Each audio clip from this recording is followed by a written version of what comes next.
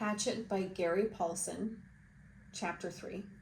Going to die, Brian thought. Going to die, gonna die, gonna die. His whole brain screamed it in the sudden silence. Gonna die. He wiped his mouth with the back of his arm and held the nose down. The plane went into a glide, a very fast glide that ate altitude, and suddenly there weren't any lakes. All he'd seen since they started flying over the forest was lakes, and now they were gone. Gone.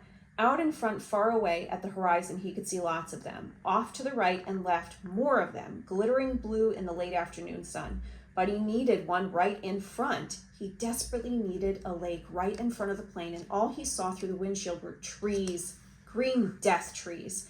If he had to turn, he didn't think he could keep the plane flying. His stomach tightened into a series of rolling knots, and his breath came in short bursts. There! Not quite in front, but slightly to the right, he saw a lake, L-shaped with rounded corners, and the plane was nearly aimed at the long part of the L, coming from the bottom and heading to the top. Just a tiny bit to the right, he pushed the right rudder pedal gently and the nose moved over. But the turn cost him speed, and now the lake was above the nose. He pulled back on the wheel slightly and the nose came up. This caused the plane to slow dramatically, almost seemed to stop and wallow in the air.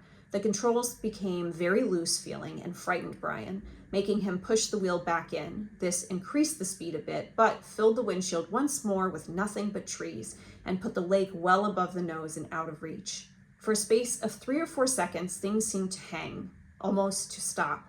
The plane was flying, but so slowly, it would never reach the lake. Brian looked out to the side and saw a small pond, and at the edge of the pond, some large animals. He thought a moose standing out in the water. And so, still looking, so stopped the pond and the moose and the trees as he slid over them now, only 300 or 400 feet off the ground, all like a picture.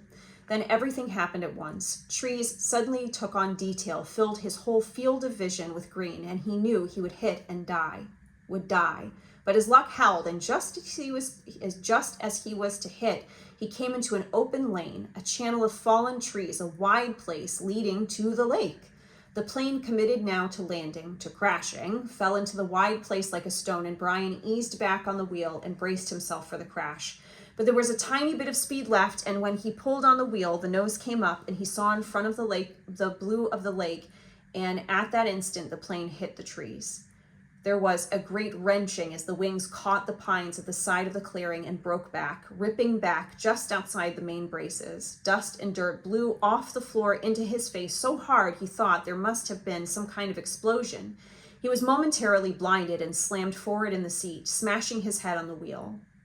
Then a wild crashing sound, ripping of metal, and the plane rolled to the right and blew through the trees, out over the water and down to slam into the lake, skip once on water as hard as concrete, water that tore the windshield out and shattered the side windows, water that drove him back into the seat. Somebody was screaming as the plane drove down into the water. Someone screamed tight animal screams of fear and pain, and he did not know that it was his sound, that he roared against the water that took him and the plane still deeper down in the water. He saw nothing but sensed blue, cold blue-green, and he raked at the seatbelt catch, tore his nails loose on one hand. He ripped at it until it released, and somehow the water, trying to kill him, to end him, somehow he pulled himself out of the shattered front window and clawed up into the blue lake, felt something hold him back, felt his windbreaker tear, and he was free. Tearing free, ripping free, but so far to the surface, and his lungs could not do this thing, could not hold, and were through. And he sucked water, took a great pull of water that would finally win, finally take him, and his head broke into light, and he vomited and swam, pulling without knowing what he was doing, without knowing anything, pulling until his hands caught at weeds and muck, pulling and screaming until his hands caught at last in grass and brush, and he felt his chest on land, felt his face in the coarse blades of grass, and he stopped. Everything stopped. A color came that he had never seen before, a color that exploded in his mind with the pain, and he was gone. Gone from it all, spiraling out into the world, spiraling out into nothing. Nothing.